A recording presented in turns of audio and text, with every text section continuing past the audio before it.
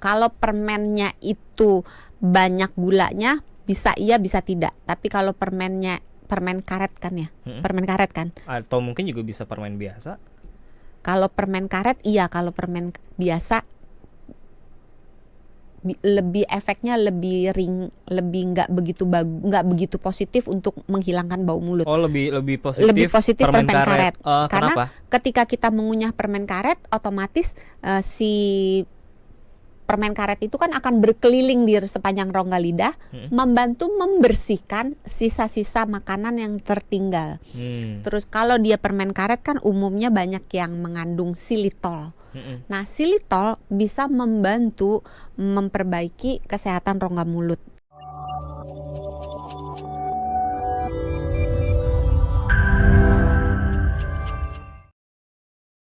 Banyak orang yang bilang katanya kalau minum kopi di pagi hari bikin bau mulutnya hilang.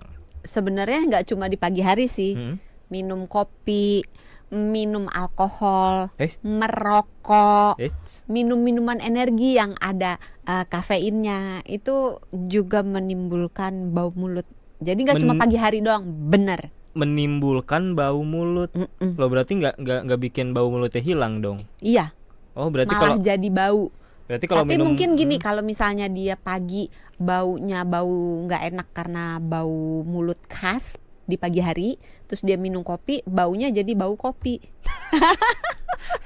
Berubah karena bau beneran bau mulut itu berbeda-beda. Ada yang agak busuk, ada yang agak asem, ada yang baunya mungkin seperti urin. Jadi bau mulut sendiri tuh beda-beda. Ada yang agak manis seperti buah gitu, baunya beda-beda.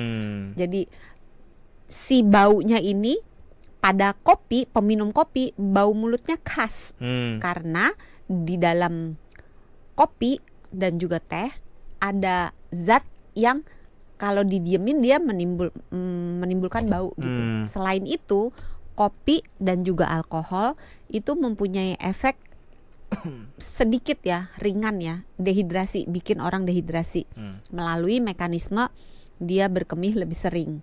Jadi kalau orang yang setelah minum kopi tidak menambah dalam tanda kutip asupan cairannya, maka dia bisa jadi dehidrasi ringan. Nggak selalu ya, dia mungkin bisa jadi dehidrasi ringan.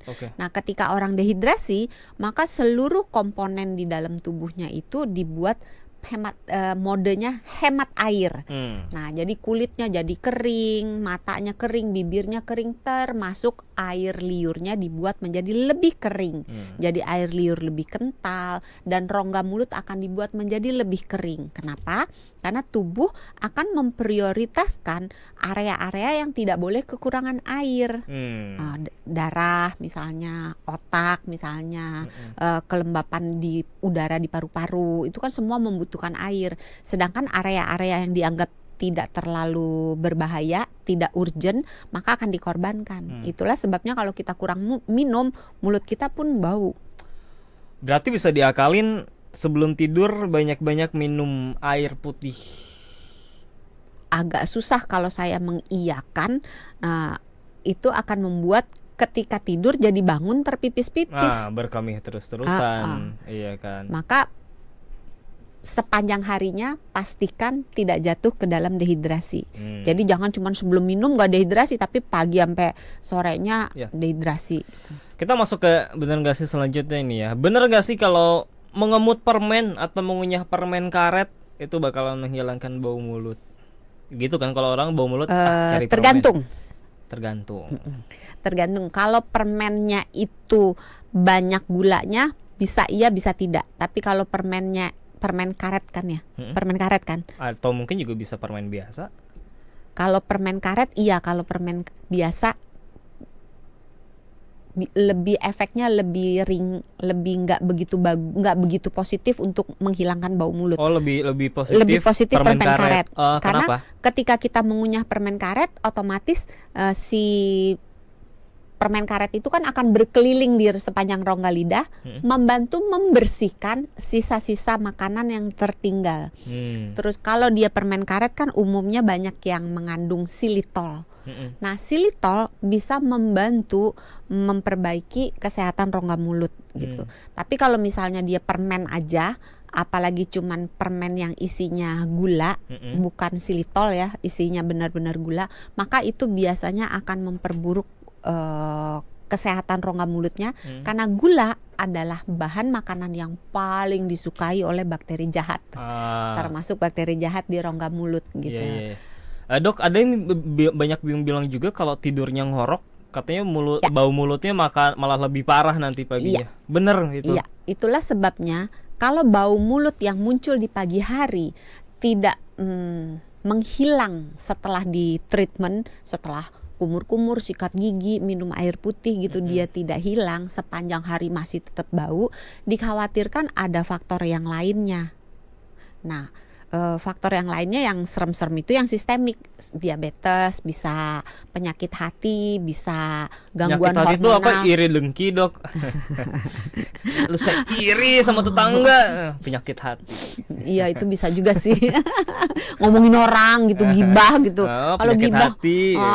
Jangan, lain ya. Nah, kalau misalnya ketika kita tidur kita menggunakan mulut sebagai alat untuk bernafas, bukan hidung, maka mulutnya akan mengering karena mulutnya mangap kan, supaya bisa nafas. Mulutnya akan mengering. Ingat, mulut yang kering, air ludahnya kering, maka ngasih makanan ke bakteri. Ya, ngasih makan ke bakteri, dan mekanisme membilas dalam tanda kutip si bakteri supaya ketelen ke dalam lambung nggak ada. Maka iya, buka mulut nggak cuman ngorok doang. Pokoknya semua mekanisme pernafasan dari mulut cenderung akan menimbulkan bau mulut. Oh gitu. Pun kalau pernafasan dari mulutnya dilakukan ketika dia tidak tidur. Oh, kan ada orang yang anak kecil, kan kalau misalnya ada amandel atau dia hidungnya ada polip, dia nafasnya lewat mulut. Mangap gitu kan. Ini juga olahraga kan, kalau misalkan intensitas tinggi kadang suka bernafasnya otomatis lewat mulut. Waktu mulutnya dilem itu loh, dikasih plester. Oh, kalau pas tidur ada dijual di online shop banyak. Itu tidak disarankan. Itu tidak disarankan karena kalau seandainya dia memang menggunakan mulut sebagai alat nafas, berarti ada sesuatu di hidungnya. Sebenarnya ada dua kemungkinan. Kemungkinan pertama memang kebiasaan aja dia napas lewat mulut. Kemungkinan yang lebih sering terjadi adalah pernafasan lewat hidungnya ketutup. Entah ada polip, entah bengkak karena reaksi alergi, peradangan, atau ada infeksi, apapun yang terjadi yang menghambat jalan nafas melalui hidung akan membuat orang membuka jalan nafas darurat melalui mulut. Jadi ketika mulutnya ditutup, hidungnya ketutup, orangnya cenderung kekurangan oksigen. Bisa berbahaya. Soal bau mulut di pagi itu berarti kalau boleh saya simpulkan wajar ya, karena itu kan dalam artian kita tidak memproduksi air liur, tidak tidak makan minum juga, tidak mengunyah. Jadi it's okay kalau tiap bangun tidur tuh bau mulut, karena memang sudah seperti itu ya.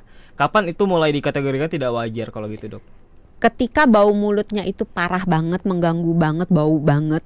Ketika bau mulutnya itu tidak menghilang, ketika bau mulutnya itu disertai dengan gejala yang lain. Misalnya kalau pada GERD ada gejala kok ada rasa asam-asam pahit-pahit di mulut, kok kadang ada sisa-sisa makanan, kok tulang dadanya rasanya panas di belakang tulang dada, kok perutnya nggak enak gitu. Atau ditandai dengan apapun gejala yang lain.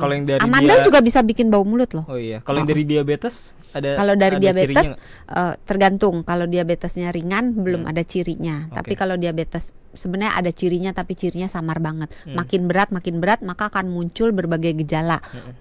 Makan banyak, lapar melulu, haus melulu, pipis melulu. Kalau luka nggak kering-kering gitu, lemah, letih, lesu, lelah gitu.